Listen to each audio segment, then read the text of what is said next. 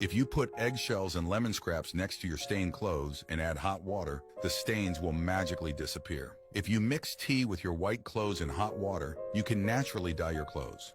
If you grate an avocado pit and add water and Castile soap, you will get a natural shampoo that will make your hair shiny. If you dip the end of the salad you cut into a glass of water, you can replant it and you will get a new salad. If you want to eat a pomegranate easily, cut off the top and cut it into quarters, but not all the way. Spread it a little, turn it over, and hit the bottom to remove the grains. If you want to peel an avocado easily, cut it into quarters, remove the pit, and you will see the skin will come off on its own.